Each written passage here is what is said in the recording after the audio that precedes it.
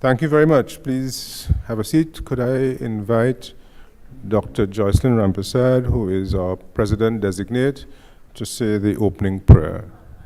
Oh, Father Arnold is here. Okay, we have a better person to say the prayer.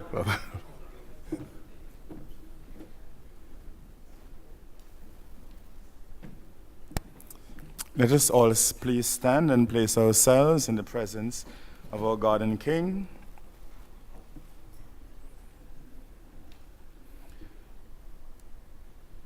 O Lord our God, how glorious is your name over all the earth.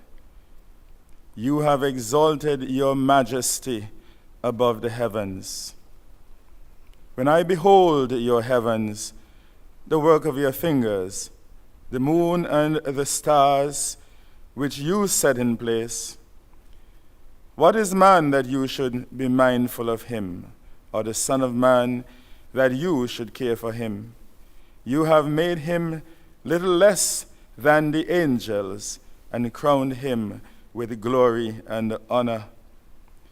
You have given him rule over all the works of your hands, putting all things under his feet, all sheep and oxen, yes, and the beasts of the fields, the birds of the air, the fishes of the sea, and whatever swims the paths of the seas.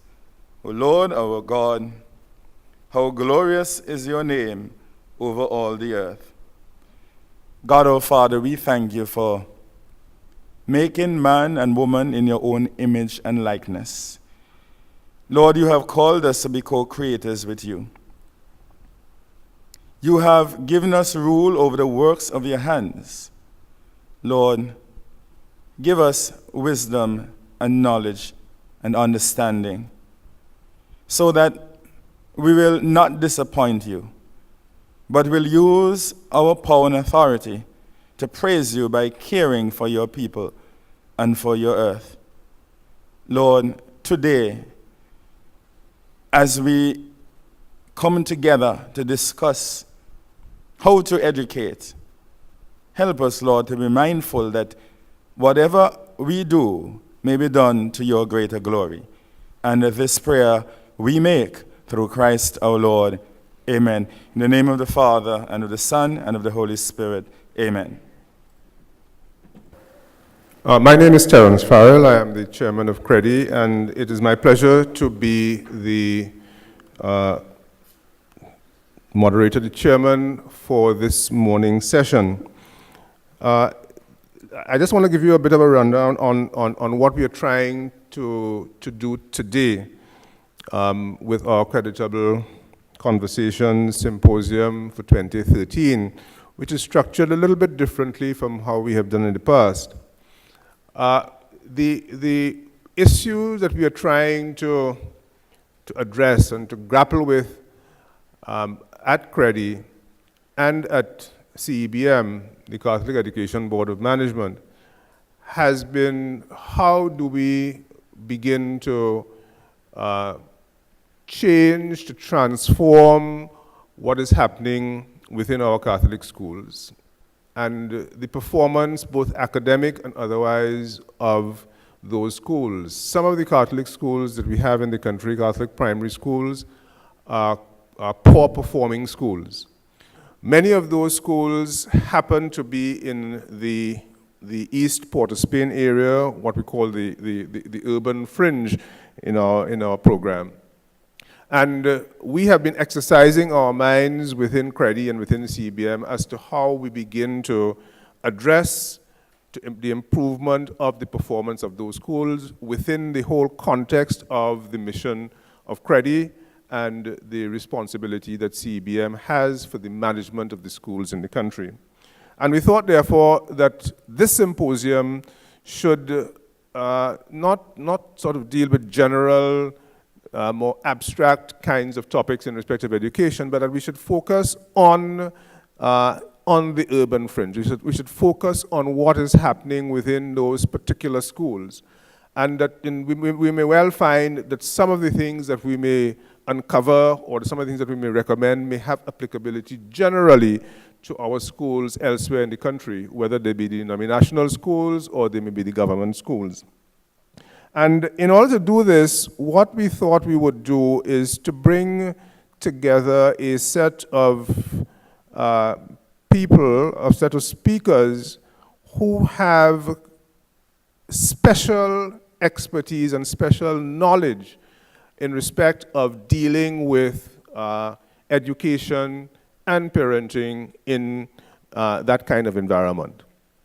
And accordingly, we're very, very happy this today to have what I consider to be an outstanding set of speakers and panelists for our symposium today. And I think that I can say with tremendous confidence, not having heard anything of what they've had to say yet, that I know that at the end of today's proceedings, you are going to be considerably enlightened and enriched by what you will have heard from our presenters. So we've divided the day's proceedings essentially into two blocks.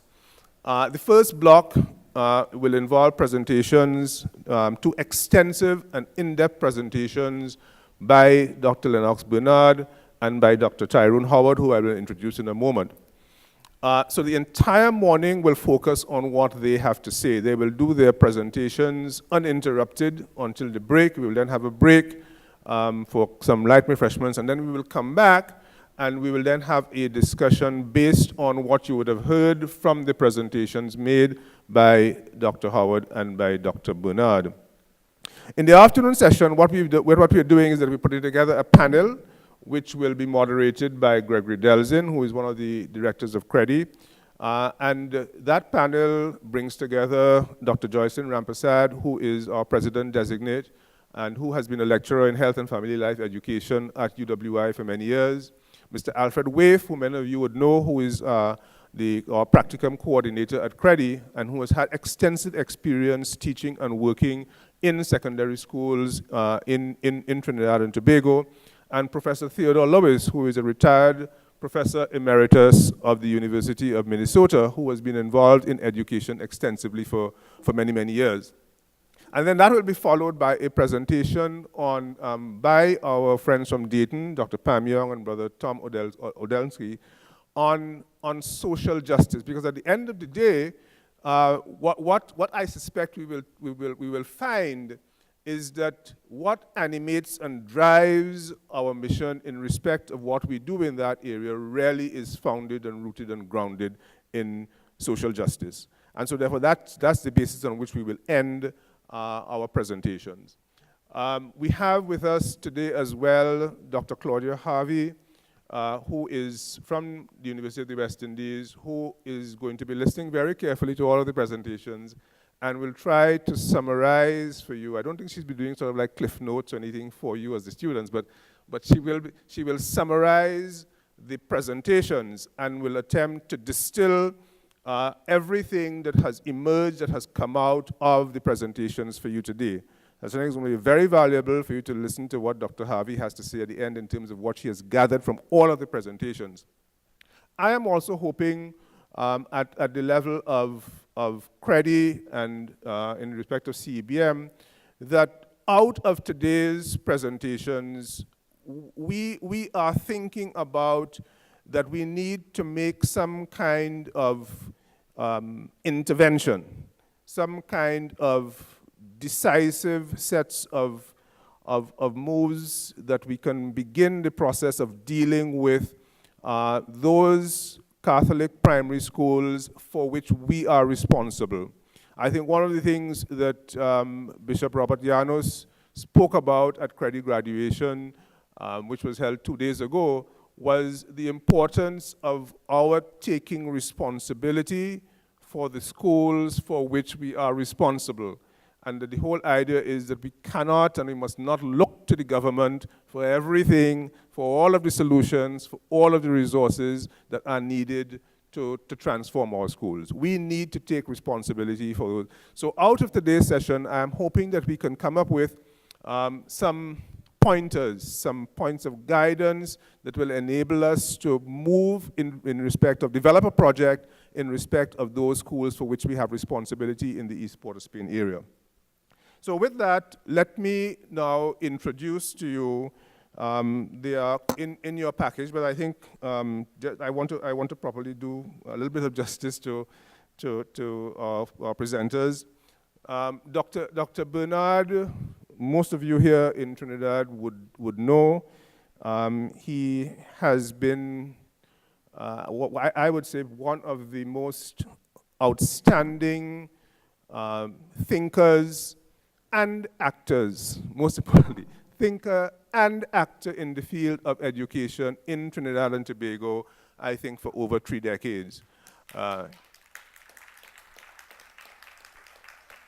Dr. Bernard, when I say he's an actor, Dr. Bernard actually took the whole idea of continuing education and so on and really drove it at the University of the West Indies, making that an important plank. It is now what is now called the Open University at the University of the West Indies. And all of that work over a couple of decades was not initiated, I think it was initiated by Esmond Ramisa pretty much, but Lennox Bernard took it and developed it and transformed it into what it is today, the Open University at the University of the West Indies.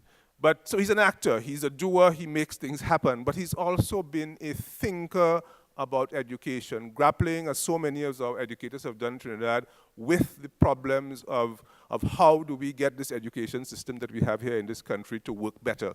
And one of the striking things, of course, is that notwithstanding the fact that we've had so many, I think, really excellent thinkers on education, that so little has happened. And that's another question that needs to be addressed at some other time. But Lennox has also been an independent senator in the Parliament of Trinidad and Tobago, where he has made outstanding contributions on all areas of legislation. And he is right now a director of CREDI. And the other speaker that we have, we were able to identify him through our friends at Duquesne University, because when we were saying, look, this is the issue that we want to deal with, can you identify for us someone who could address this issue. We think that one of the problems that you have when you are wrestling with an issue, whether it's a social problem or something, or political problem, you try to think, well, this is your own little world, and you're caught up in your own little world. And we said, no, well, let us see if we can bring some perspective from some other place. Sometimes we think that our problems are unique, and in many instances they are not. Many of the problems that we have are problems that other countries are experiencing. So we looked around, and our friends at Duquesne recommended to us Dr. Tyrone Howard, who comes to us from the University of California, Los Angeles, who is the director of the Black Male Institute. And the United States, as you know, has had a number of problems and issues in respect of education of children in the inner cities, particularly African American and Hispanic American students and so on. And he was identified to us by Duquesne University. We immediately accepted that recommendation from our friends at Duquesne. And we are delighted to have Dr. Howard to present to you this morning. This is his first visit to Trinidad and Tobago, so please make him welcome. Make sure he's give him the benefit of our wonderful hospitality. So with that, I'm going to ask Dr. Bernard to kick things off on the topic of engaging youth at risk. Dr. Bernard will talk for 45 minutes or so. Then we will have Dr. Howard do his presentation. As I said, please make your notes, document your questions. After Dr. Howard has spoken, we will then have our break, and then we will come back and have a full discussion on what you would have heard from the two presenters. So with that, Dr. Lennox Bernard. Thank you. Thank you, Mr. Chairman. Thank you, Terry.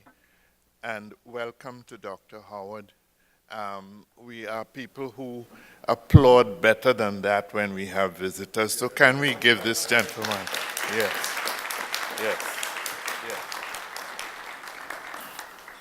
Yes, we are well known for welcoming, especially those who have to deal with issues that are similar to the issues that we have at this time.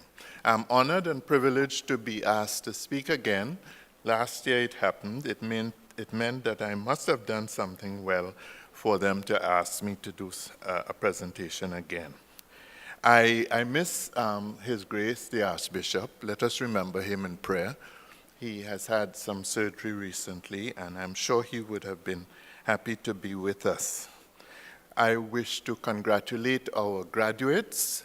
Many of them are here in what this is, Creditable Conversation, which is a novel attempt by CREDI, I am sure, to give our graduates who are going out there some impetus, some desire, some focus, more than what they would have got through their course of study, to see some of the main issues that face us in our country today.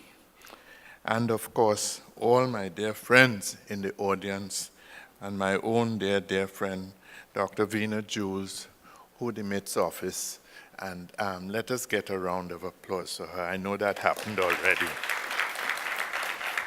A lovely lady with a big heart and a soul who has done extremely well at our School of Education, Faculty of Education.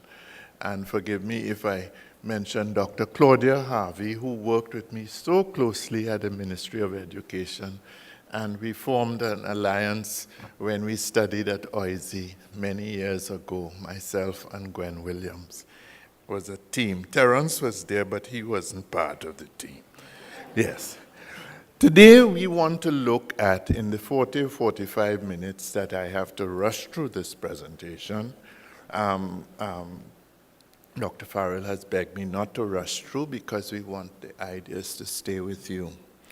Engaging youth at risk. I left out a part related to the results of the key strategies of the Ryan Report. The Ryan Report, as you know, was a huge document, 436 pages, badly edited though, I must apologize, and with over 200 recommendations.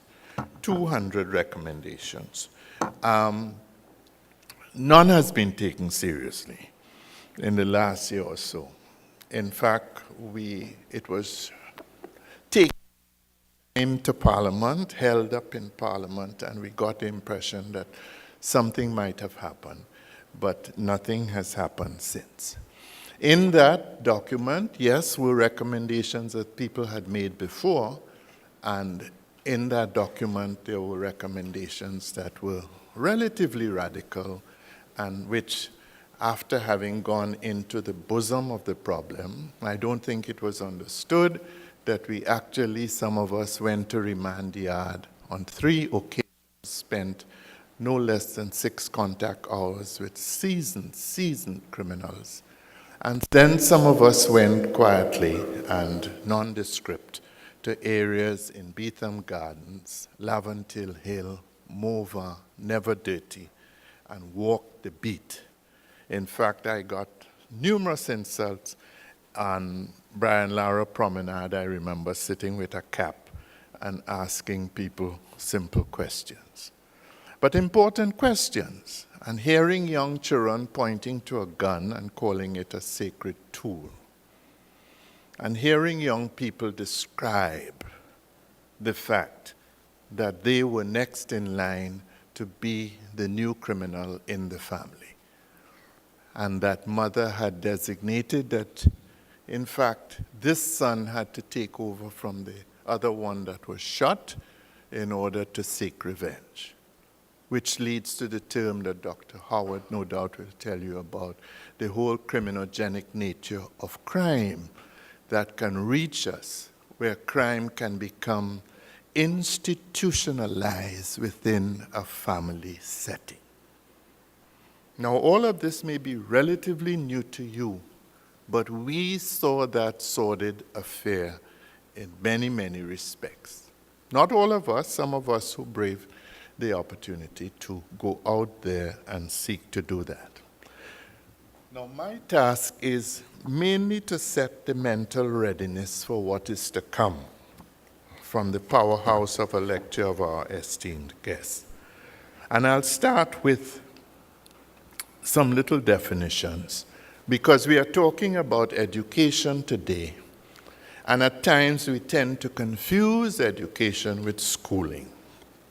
I want to remind you that education in its 3 basic formats, formal, non-formal, and informal. In fact, the world is moving to more discussion on the informal aspect of education, because the formal isn't working well. If the formal isn't creating an elitist system, the formal is in dividing people into valuable and non-valuable people, with the non-valuable people digging their trenches of resistance. Not my words, the words of a Spanish guy named Manuel Castel. And everything I say, young graduates, in the terms of names, I want you to take a little note and go back and find some time and go in the website and see the kinds of writings of people like Manuel Castel, who has told us this important thing. He said, globalization, as nice and as happy as we want to have it, is invariably dividing the world into valuable and non-valuable people, with the non-valuable people digging their trenches of resistance. And in a moment with Dr. Howard downstairs, I was telling him this. There is a seething chronic anger and rage that will only require one person, maybe as the French Revolution, to say marchons, and they will mash up the place. It's as serious as that. And this is not to frighten you. This is to tell you of the great disconnect that we have, especially among our black or African males in the school system, who don't feel that they belong in that formal education. So have we interrogated the informal learning? No, we have not. And when we look back at the results and reports of education, and some of them I've been involved in, maybe the 3 last ones, we realize that as planners and strategists, we have not taken into account the people for whom these things have been planned. It is as if we read the books, we saw the theories, we used common sense, and we put this all together. That's why people like John Field, who incidentally was my PhD supervisor, has written an interesting book on informal learning and social. No, that one is Franco Field. John Field wrote another one on informal learning, as well as including social capital. And what is social capital? A term that some of us have been we've been begging the government to take seriously, is the movement from human capital to a cultural networking that will allow people to understand what the system is all about, and vice versa, for the system to understand what the people are all about. What the people are all about. So we have done it not only in education. We have built schools. When I get to Russell Latter P,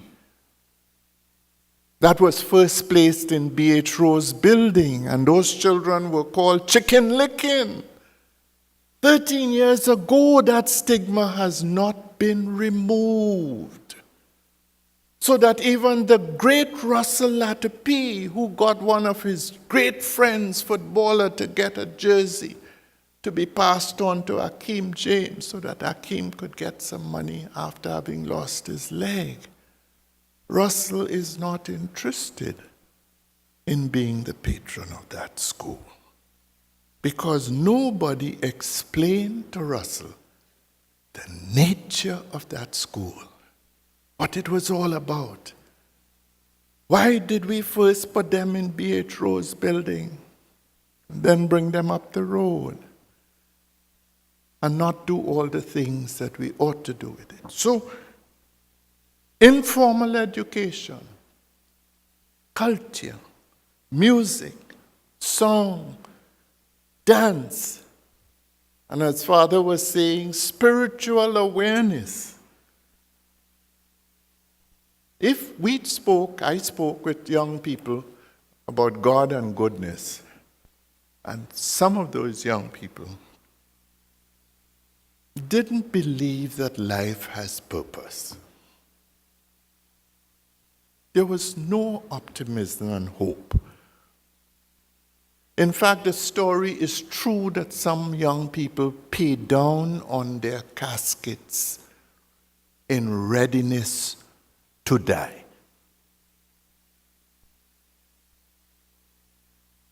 In fact, they haven't reached the point of writing their eulogy.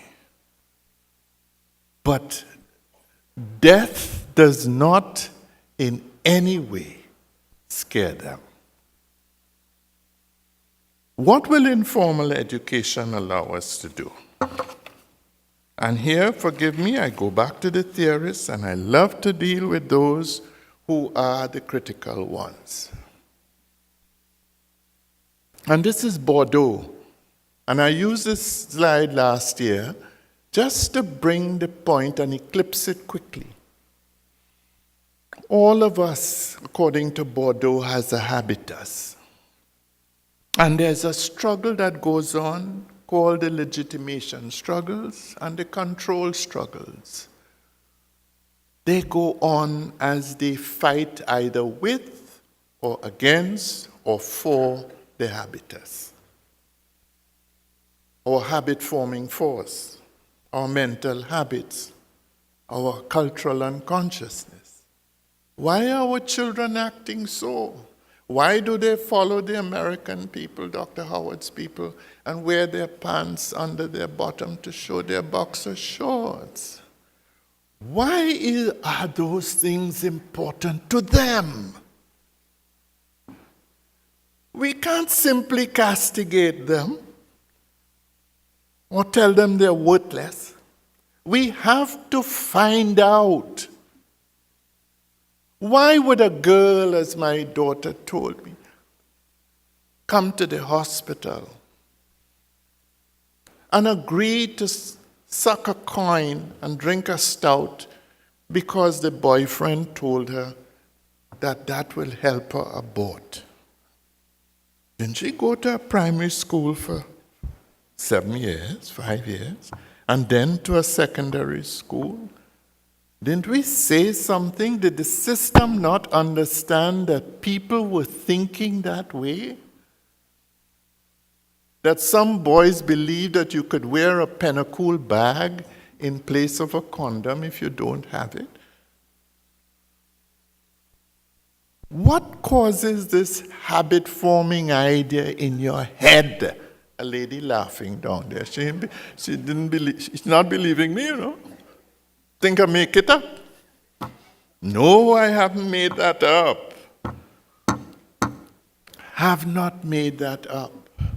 Why would a parent spend so much time to go down in that docks to get that barrel coming from Canal Street in Brooklyn, filled with goodies of bags and baubles for the child here, to send that child out to school and feel accomplished, not recognizing that the main task of that young parent is to find out what that child is doing in school, and not the baubles, and not the seconds or the approximating to designer bags, the Miley Cyrus things, and so on, so that the child looks good. Why did my old aunts didn't see it that way? What has caused the change? What has caused Dr. Howard's society to impose itself on us in a way that we can't differentiate what we want? We can't decide on a delinking perspective to being that says, we cherish this because this sustained us, even as we seek to borrow things that you all are giving us. Why we can't do that critical something?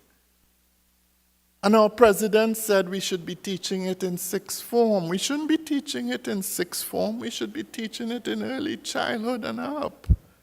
You don't wait to sixth form to teach critical thinking and problem solving. A little child struggling with his pants trying to get both legs in one hole. You don't help him right away. You let him do like the chimpanzee who was able to put the 3 rods together to get the banana. You let him solve it. Doesn't start at sixth form. Sixth form is too late. He doesn't even have an ideological hold to be able to give things some form of criticism. Can't stay too long. This is the one I like. Jürgen Habermas.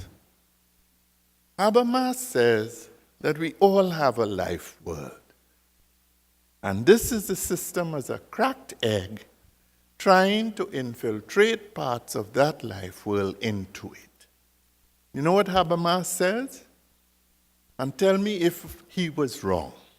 He says, if the system leaves the life world alone, there will come a time when the life world will not want the system and may not be able to infiltrate it. Isn't that true of parts of Laventille? Where if we buy something from courts, we need to get a security van to go with us to drop it. Or if TNTech wants to change something, they have to go with. Or if we want to get something in, we have to talk with the community leader or gang leader for it to happen. Years of leaving the life world alone. And I may have told you this story last year of our great Eric Williams. Walking through Laventille, the guy invites him in. The room cannot hold all the sofas. He wanted to show Eric Williams how well he had done as a dock worker who at that time was making the most money among the black community because of all the extra time, overtime. So he took down a chair that he had hanging on the side of the wall. And Eric Williams upbraided him. Eric Williams found out a little closer what was the life world of this man. Eric Williams needed to come down to his planners and say, how do we teach these people about thrift?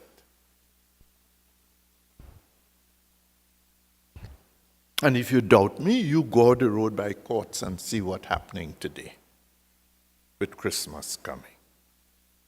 It's our life world. It's our life world.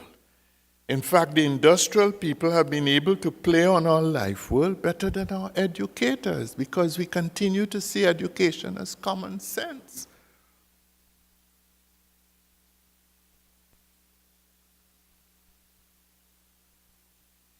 And this is a big, big, big, big one too. I'll stay with this 3. Policymakers have continually made the error. And I was happy when I looked at the debates in the politics not too long ago. The only speaker coming from MSJ, I'm not supporting the party, so don't hold it against me. The only person who said that there is a difference between equity and equality of opportunity. He said it, and I just went closer to the screen. I said, no, no, no, no, no. Say it again. Policymakers have fed us the idea that equality of opportunity is what we have. We have GATE. All our children can access it. We have universal primary, universal secondary.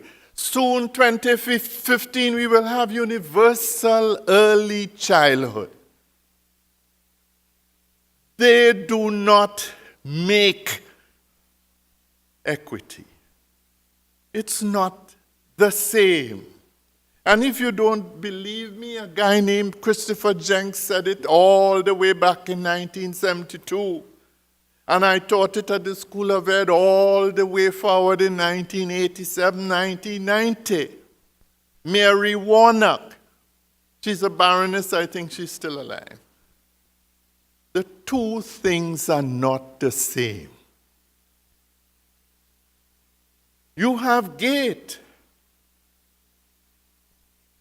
But if you have 30 or more % of your population illiterate, how can they truly benefit from GATE?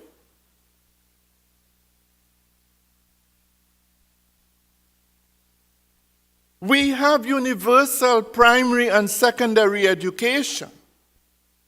But if in the same vein we have 15 to 20% of our students with learning challenges that nobody is seemingly willing to handle, what is the purpose of equality of opportunity? And the politics, they have used it well. They have used it well. In Britain, it is asked, why don't you have instead equality of outcome, which is closer to equity? So what did Mary Warnock say? There's nothing as equal as same. What we have is equal as fitting, equal as different. To fit the needs of the groups of people, and this is the point I was making with Dr. Howard downstairs, that unless we do not face the crisis in education of the elitist 30% that we have, and do some form of affirmation, I don't have all the answers. I like to call it creative zoning. Vina may not agree with me. Claudia may not agree with me. I agree with myself. Because if you don't do something, all you do is continue to normalize failure and create that entrenched elitist system that has become so sordid, that children are being tutored from primary school to get an island scholarship. I'm not making up that. I said it at one of CREDI's board meetings. One lady has 2 tutors, one for the sciences and one for the humanities. Humanities including writing essays and so on. And the intention with those children, because they can afford it, is that by the time that child reaches up there, that child is going to Princeton, Harvard, Yale, or my friend's school in Los Angeles. Never to come back. That's the part that hurts too. After the taxpayers' dollars have spent more than 360 TT per year or more than that. Send that child. And mind you, Claudia, that child has also got SAT good scores, a scholarship from UE, and has a choice and array. And the little boy from Mova who got the C can't reach the number of points to make it. And nobody is saying, well, this person gone on that scholarship, let us squeeze the person in. And this is the creative thing I'm talking about. Squeeze the child in with the C who had to study hearing gunshots at night. It's not the same. It's not the same. And if you don't believe me, I don't know if this is coming clear to you. Albert Einstein once said of our education system, everybody is a genius. But if you judge a fish by its ability to climb a tree, it will live its whole life believing that it is stupid.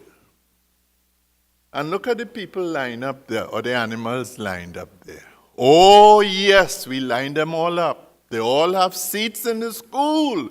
They all have a teacher talking to them. Selection is fair, seemingly. But they're different.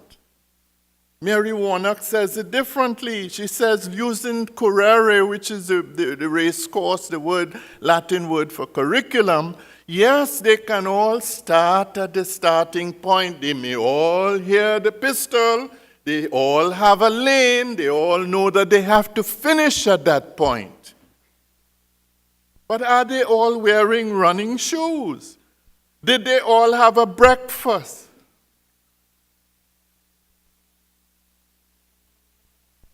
And that is where equal as different and equal as fitted would require us to look again at the whole question of a system that is inequitable. I told you a while ago of the value frames that I met. And I used unobtrusive measures. I didn't tell them I was about research so that nobody would begin to plaster me with nice things.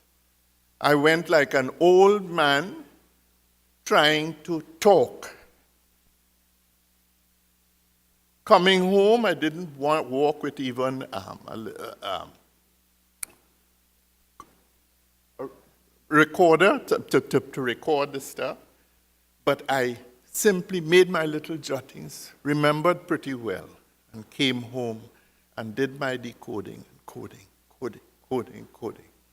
This is what emerged there, people. And this is what many you young graduates are going to face, especially from the male. These were from Golden Grove and Remand Yard, and I forgot to put those people on the Brian Lara Promenade and in some of those other areas. There's chronic anger and rage. There's low self-esteem. There's learned helplessness and fatalism.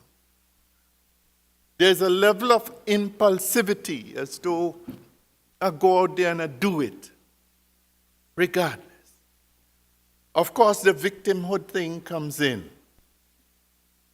There's hopelessness. There's obviously insensitivity and disregard for the feeling of others. And this isn't only true of these individuals. This is true of all of us. Because when you measure our emotional intelligence, where we are supposed to know our emotions, manage our emotions, understand the emotions of others, handle relationship, and be self-motivated. On a little survey I did, many of the male across the board fell down on the question of empathy. And those of us who live in homes with brothers and spouses and so on will see that it is something that we have to work on all the time, especially with the male. Not seeing your point of view, not understanding you, not understanding the nature of your being. There were lowered aspirations. Oh, you know what was an interesting one? Fantasy. Went to the Tacariguas grounds where people walk and run. They want to mash it up now and do something else with it. And I met some young boys, some young men on a soft court, hard court, sorry, bouncing ball. And I asked them, well, singularly, but I asked one, he was doing a good job. He was obviously getting that ball in, all the fancy things. And I said, where will you be in the next 5 years? And he said to me, not here, outside. Outside where? America. America. And what would you be? I'd have my own crib. His crib is his large house that he sometimes see the story of cribs. He'd have his own crib. Incidentally, those cribs have no books in them. Huh? Once my son looked at me and said, oh God, Daddy, after all these years of working, you can't own one of them looking things. I said, child, I am proud of mine. Go downstairs and see how many books I have there. You see any books in those cribs? Them I need books. Story goes on. But this young man, and I took him to 2 years, and you know what he said? In 2 years' time, he's playing in the NBA. I said, but fantasy, vision. Is there something real about how this guy is working it out? Playing in the NBA the next 2 years? Something to think about. And our consumer-orientedness that tells us that we have to, even if we can't buy the designer brand, something that approximates to it. What's the motor car syndrome? We have 3.4 per family now, which is one of the largest or largest consumer item recognized in order of preference in terms of world statistics. We are way, way up at 3.4. That's why any attempt to fix these roads not going to work unless we go on top and do something else. Because a B14 Sentra or B13 Sentra can be bought easily. 29,000 TT,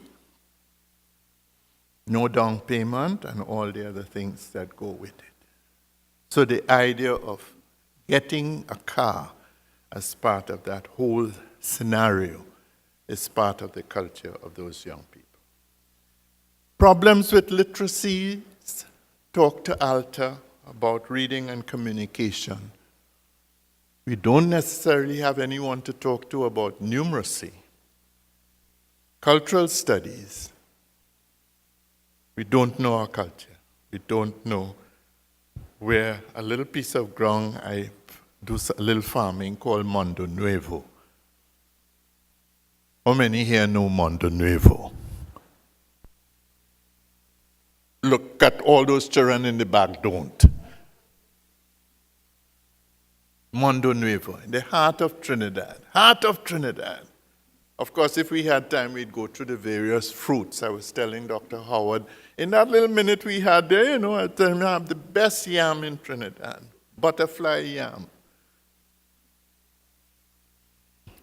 We don't know ourselves. Information literacy is not the simple sending of messages in a broken language that Pat Bishop said in the next 20 years we wouldn't know the root of words and our general life skills. All of that informal education, all of that part of what we need to know if we are to solve the problems related to this urban fringe issue. Deficiency in emotional intelligence and lack of civility and civic mindedness. I was giving the story of people for Fulbright scholarships, all of them with first class honors. Simple question to them, mine was always the last. If you were asked to choose an NGO, which one will you choose and why? Some didn't know what NGO meant, would you believe that? And nobody had a sense of society and giving back. And giving back. That's why one of the main recommendations that no one is taking on, national service. Not boot camps where people could go and create Douglas. But service learning, 40 contact hours. No scholarships unless you complete it. Done in Toronto. It's not a new thing. It's not a new suggestion. It's not a new suggestion. With a service learning coach, you go through the areas and you understand your society. Not paramilitary. Some elements of the paramilitary can come in if you are then putting it for people in the correctional institutions who would need to have 120 contact hours or more.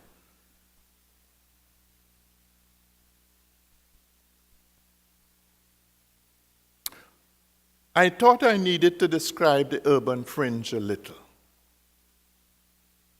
without doing the geography, which I know that's Venus forte. But it describes the landscape between a town and its rural area.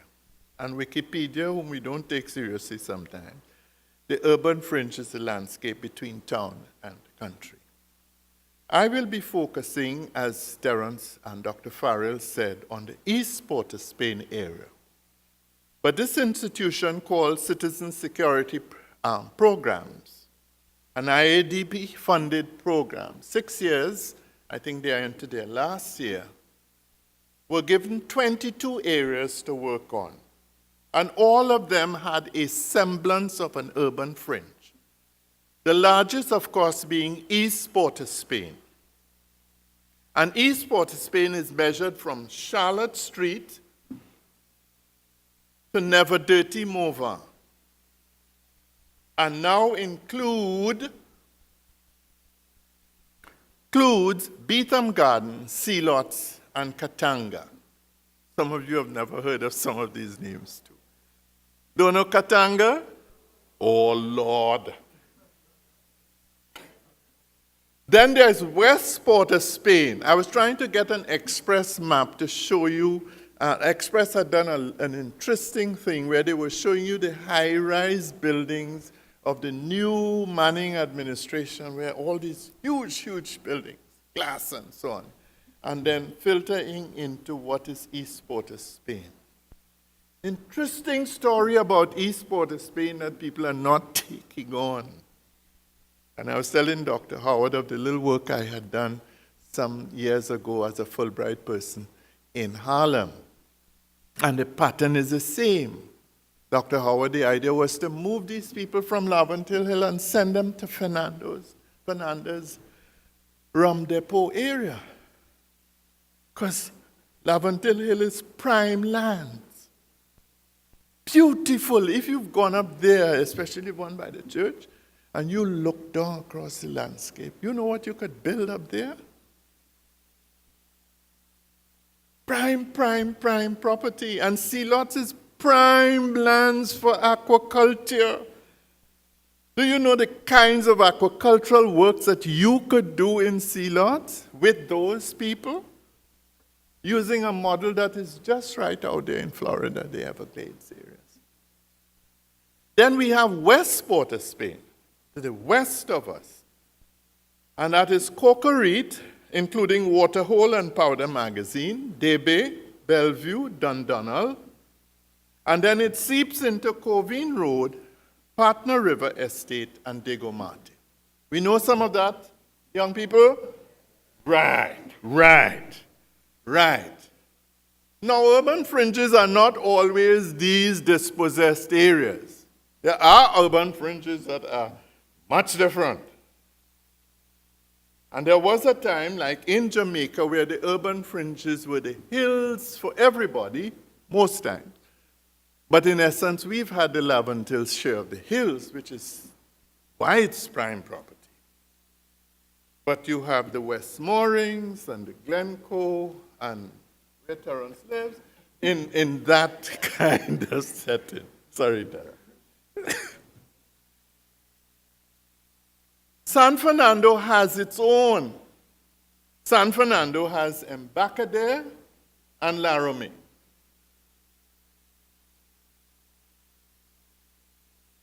And of course, it has filtered into areas, Pleasantville, and so on. Chaguanas has its own, Enterprise. And Arima, watch out for Arima and Sangre Grande. Those are the new kids on the block.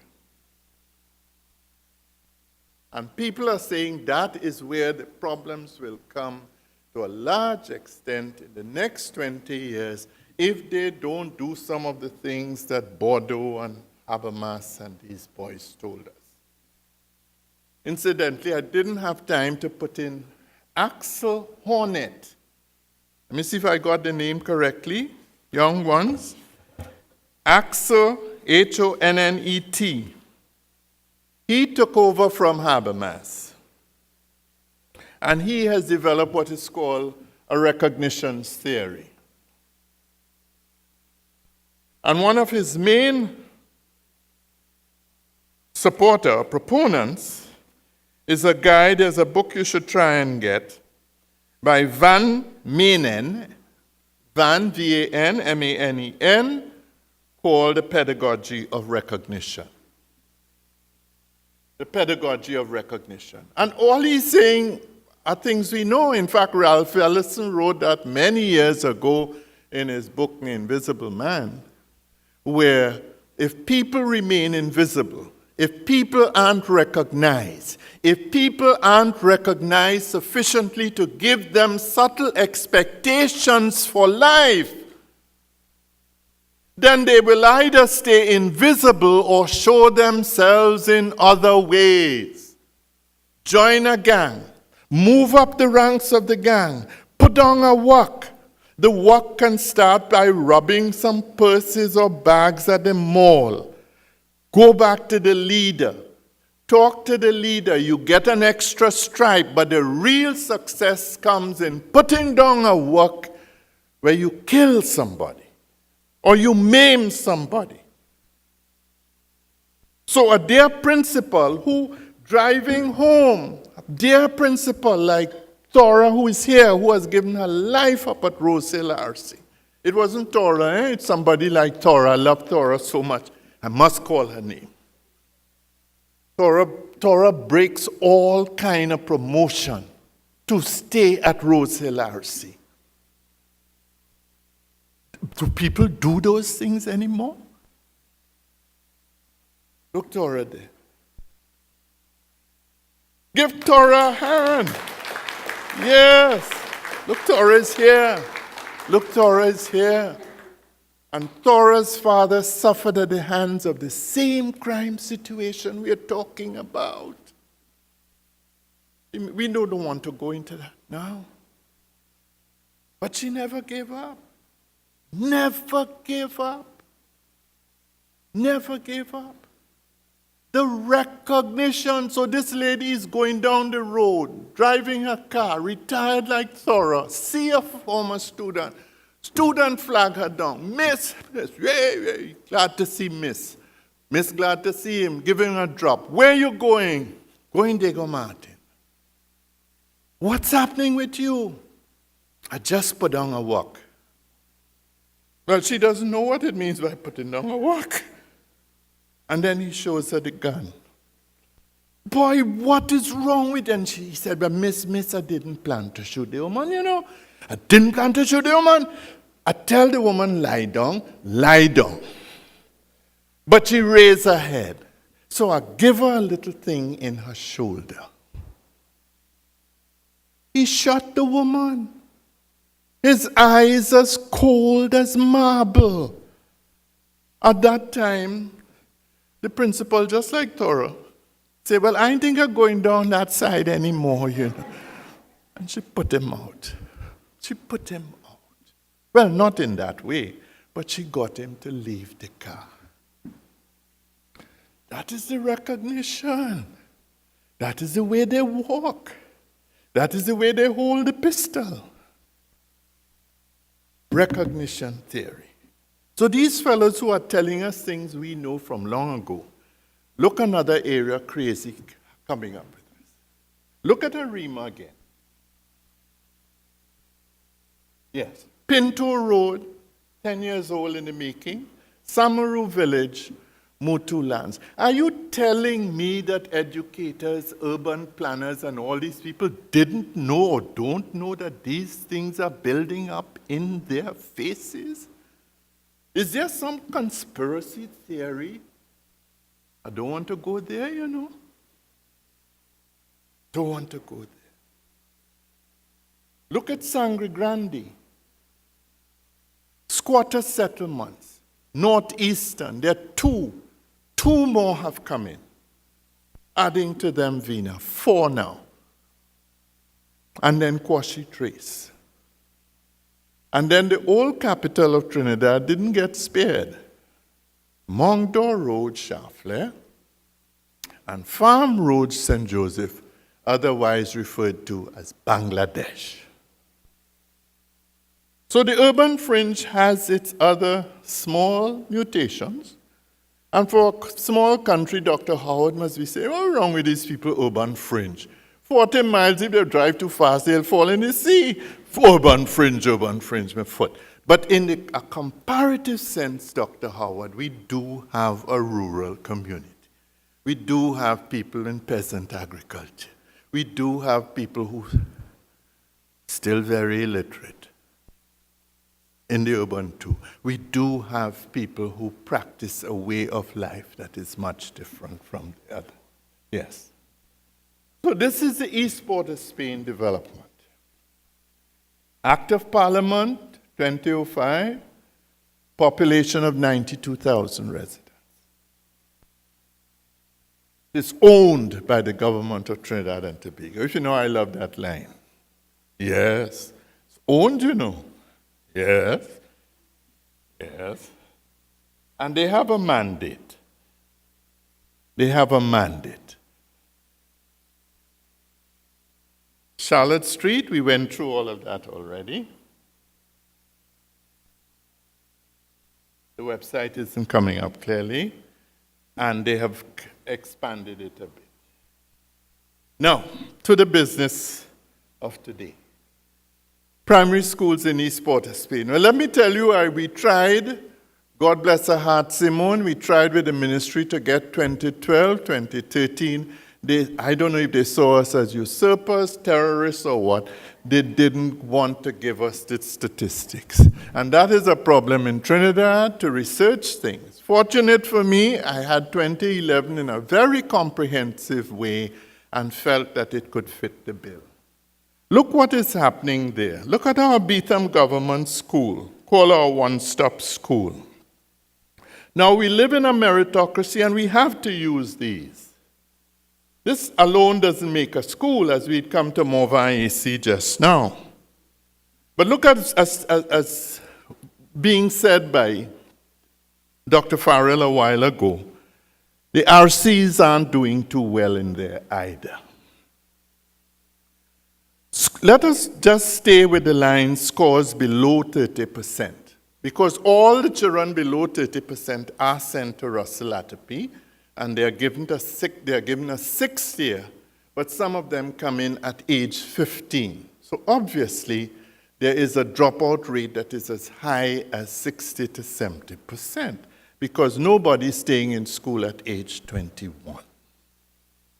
And we haven't worked that out properly. So all those schools are not doing well, some worse than others. But look at Morva AC. Strange enough, it's not too focused on the screen. Morva AC was able, scores above 90%, to reach 4.9 in a situation where the norm was 4.5. Why Morva AC? So I had to rush to see Morva AC to find out from the principal, and they had nobody below the 30% bar. What's happening at Morva AC? And I wanted to know if Morva AC was, as some of our RC schools in the city, the urban center, which import students from the east-west corridor because the parents believe the schools are better. Not so Morva AC. Look at Nelson Street boys, girls as against boys. Look at the sharp disparity. 70.6%. 27.5%. Look at the girls. Look at the girls.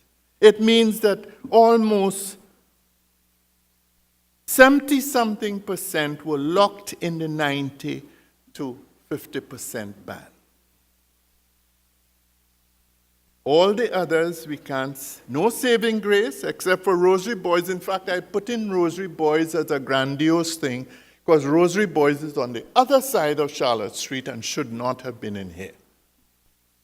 Notice Belmont is not in here, because Belmont does not fall into the East Port of Spain, which I thought I would stick with.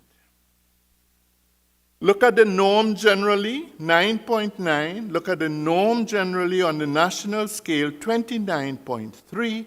And you would see how, in essence, many of those schools performing below the norm in those two crucial areas. And Vina, Jules, and Delisle, and Smith, and Carol Keller, rest his soul, did an excellent study that I want you young ones to go to, which speak about the whole question of how do we, in fact, select people for schools in those areas, and choices, and how those 5 choices are, in fact, played out. Look at the CSEC results, which is the junior second, and this is for our guests, which is the secondary schools which allow you now to move to what is called the A levels or CAPE, which means that you spend another 5 years doing your CSEC exams. Then you are moved, Terrence is helping me. Morva Laventil, not doing well at all. Consistently so. Now, if we had time, I would have brought you some slides about the shifted junior secondary schools that are going down that path and nobody is doing anything about it. When we had a useful opportunity to take our junior sec schools and do something with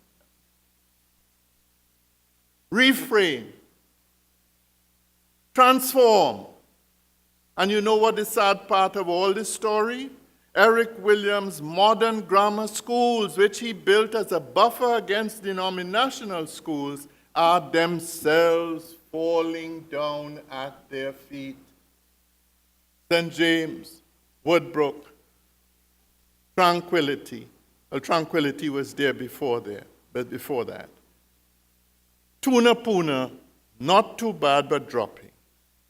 And would you believe the southeast part of Spain, the one that shines a bit, with most dedicated teachers as you can find, which had their school closed for more than half a term, and nobody is talking except a CEO who says that they will go through Christmas and what have you. How these children will get their contact hours to compete with others in the same frame. You see how major the work is. Look at Success Laventille. Biting at the bid, everybody seemed to have had a good year in 2009. I don't know if she exceeded that deliberately, but that was a good year. Very good year for all of them. But again, this does not paint an excellent picture of those students who are in fact fed into the system via these. And of course, the overall. Look at the overall. National 43.3, national 40.8, with a budget of close to $10 billion, which is 6% of GDP, which is one of the highest in everywhere. India is 3.4. We are not getting value for money. This is as stark as you can get. This is national scores. These are national scores. And I have to run through, well, Cape again, still a sorry picture. Southeast Port of Spain. Southeast Port of Spain, the norm for Port of Spain is 64.35. Southeast Port of Spain is at 26.5. 27. No indictment about the school, its location, the children it has to deal with, possibly even some of the teachers who are working hard, and the principal who is effective and what have you. It is about a system that continues to allow the normalization of failure. So I wouldn't stay on high-performing schools and attributes because you all would know them. Effective leader, high-quality teachers, good social relationships, all those are important, small class size. There are a little more. Student monitoring of student learning, understanding and full acceptance of students with special needs, psychological counseling, and so on. This is our MOVA school. This is our oasis in the desert. The principal told us they do not select people from outside. She swore. She did say, however, that parents come from 4 in the morning and that they have to send back 50% of the people because they can't take all. She did say to me that the children came from the MOVA area. And when I spoke with that principal, we don't have time to go into some of the divergent experiences I had speaking with her. Effective leadership was the order of the day. Dedicated and committed teachers beyond the course, the order of the day. Positive parent-teacher interaction, the kinds of things that Sarah Lightfoot of Harvard and Joyce Epstein of the United States tell us where you involve the parents in the learning of the children. You bring them to school. The principal said at times when there's an absentee problem among the teachers, some of the parents come and teach. Some come and observe lessons, things that the theorists are putting in the books that this lady said, I didn't know you used to write them things.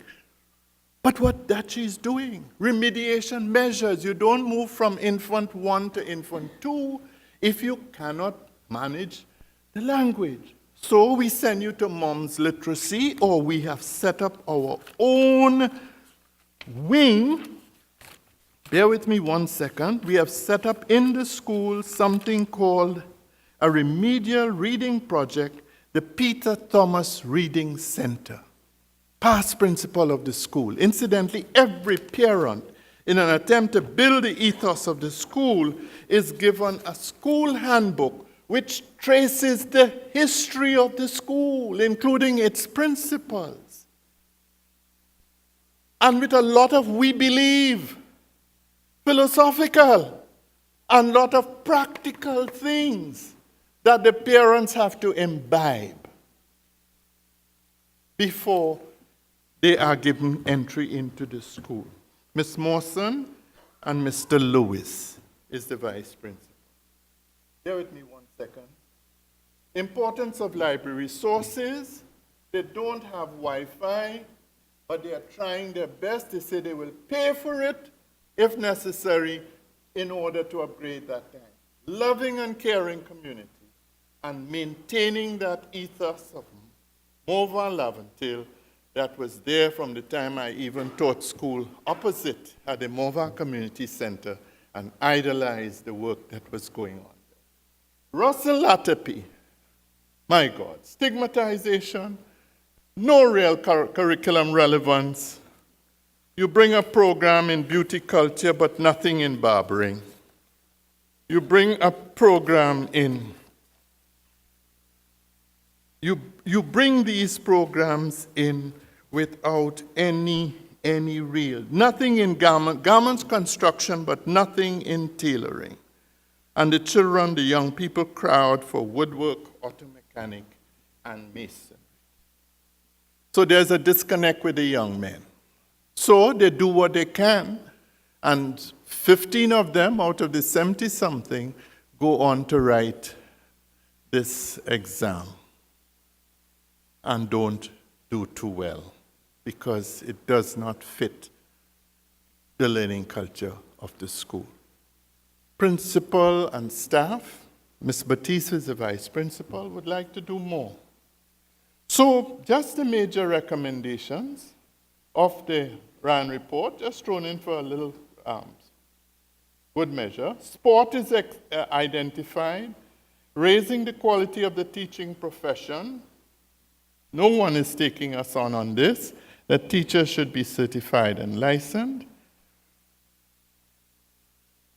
All major policies should have a holistic or multisectoral dimension to it.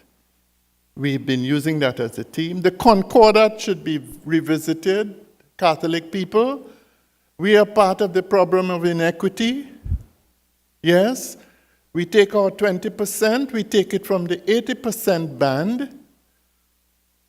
While I provoked some principals that why not take it from the 60 to 80% band?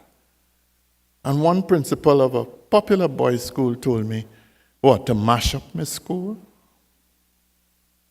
And one good nun, a member of our board, has done it.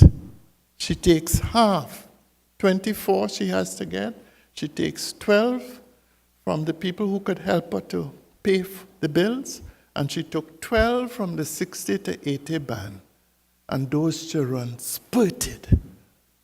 They were given some peer relationship, and they were given some counseling, and they spurted.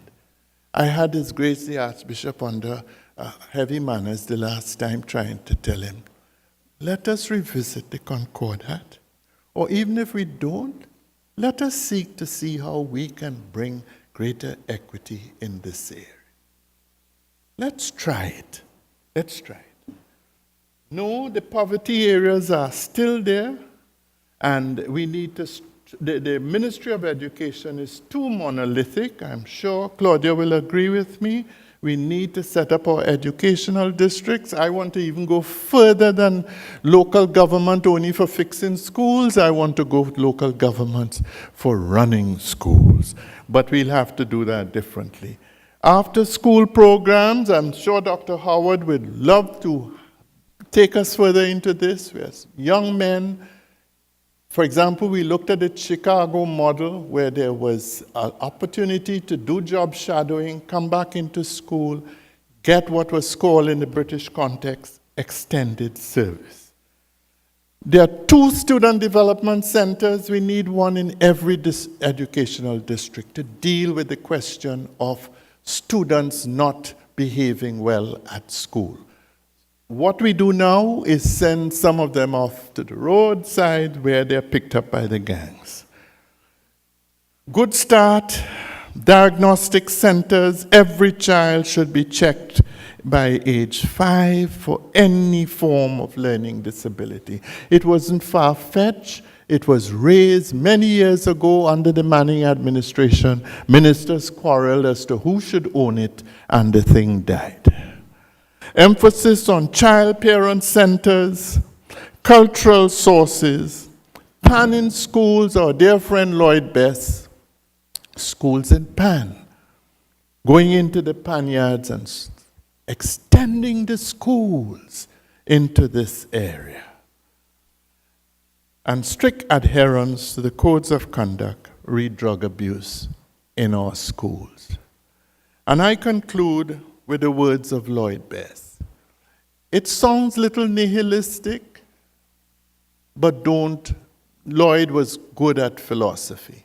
And Lloyd said, many of the elites who make the decisions and who are responsible for planning and management believe fervently that inequality is a normal, permanent condition. Thank you very much for your patience.